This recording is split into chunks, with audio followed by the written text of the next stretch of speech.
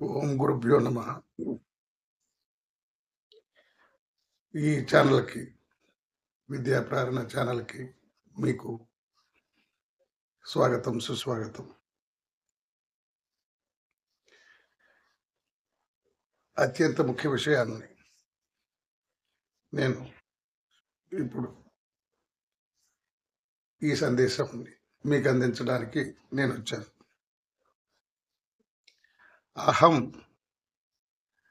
అనర్థానికి హేతువు. అహం అంటే నేను అని అర్థం. నాకు తప్ప ఎవరూ లేరనే భావన, దానిని అహం అని అంటారు. అహంకారం అంటే తనకు తానే ఆధిక్యత్వాన్ని ఆపాదించుకోవడం అని అర్థం. అహంకారం అంటే తనకు తానే అధికత్వాన్ని ఆపాదించుకోవడం అని అర్థం. సంపద ఉన్న మనిషి తనకు సాటి ఎవరూ లేరని, తనకు మించినటువంటి శక్తివంతుడు లేడని అహంకారంతో ఉండడం. ఈ మిడిసిపాటే మనిషి బలాలను, శక్తులను సమూలంగా నిర్వీర్యం చేస్తుందని ఆర్షవాంగ్మయం చెప్తుంది. వినయ సంపన్నులకు విజయాలు సిద్ధిస్తాయి. అహంకారులు అపఖ్యాతి పాలవుతారు. శ్రీరాముడి సుగుణాలలో అహంకారం లేకపోవడం ఒకటన్నది వాల్మీకి మాట. శ్రీరాముడు గురువుల పట్ల మాత్రమే కాక అందరితోనూ వినయ విధేయతలతో ప్రవర్తించేవాడు. ఏ ఒక్కరి దగ్గర అహంకారాన్ని ఎన్నటికీ ప్రదర్శించలేదు. అయితే రావణాసురుడు అహంకారానికి ప్రతిరూపం. అది మనందరికీ తెలిసినటువంటి విషయం. సీతాదేవిని అపహరించాడు. అశోకవనంలో ఆమెను నిర్బంధించాడు. మండోదరి, రావణాసురుడు సోదరుడైనటువంటి విభీషణుడు మొదలైనటువంటి వారు ఎన్ని బుద్ధులు చెప్పినా, ఎన్ని నీతులు చెప్పినా కనీసం వాళ్ళ మాట చెవికెక్కలేదు.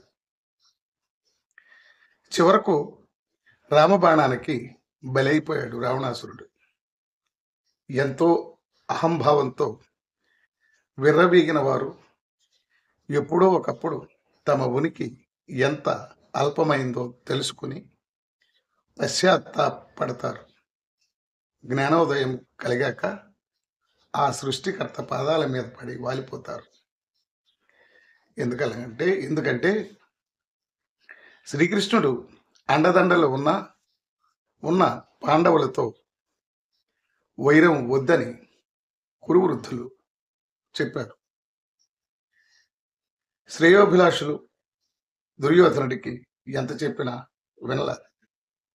అహంకారంతో ఆ మాటల్ని అతడు పెడచెవిన పెట్టాడు. చివరికి కురువంశమే మొత్తం సర్వనాశనానికి కారణమయ్యాడు దుర్యోధనుడు.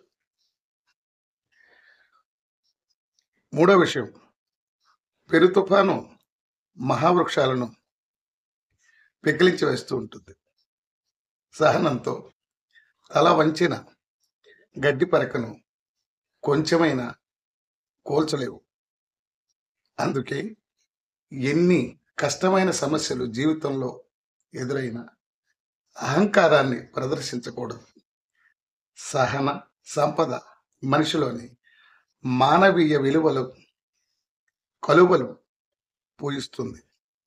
ఆత్మస్థైర్యాన్ని, వివేచనను ప్రసాదిస్తుంది. అహాన్ని కాల్చివేస్తుంది.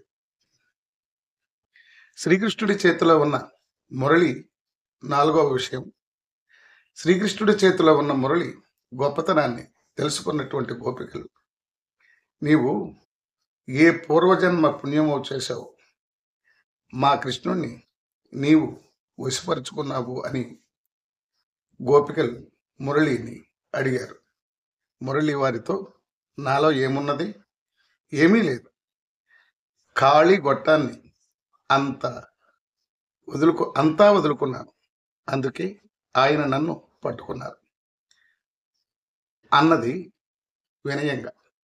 అహంకారాన్ని వదిలితే చాలు, భగవంతుడి చేతిలో పరిముట్టులైపోతాం, ఆయన చేతిలో మురళిగా మారిపోతాం. మురళిలాగా మనిషి కూడా నేను అనే అహంకారాన్ని వదిలి నిమిత్త మాత్రంగా ఉండాలి, స్థిత ప్రజ్ఞతతో వ్యవహరించాలి. అప్పుడే ఆ భగవంతుడి అనుగ్రహాన్ని పొందుతారు అని.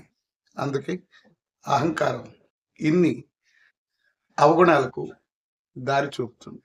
కనుకనే అహంకారం విడిచి వినయాన్ని పట్టుకుంటే ఆ వినయమే నీకు చక్కనైనటువంటి మార్గాన్ని చూపిస్తోంది అని నా ఈ మాట. ఈ సందేశాన్ని మీరందరూ వింటారని, ఈ విద్యా ప్రేరణ ఛానల్కి మీరు లైక్ చేసి, షేర్ చేసి, సబ్స్క్రైబ్ చేస్తారని నా ఈ చిన్ని ప్రయత్నం.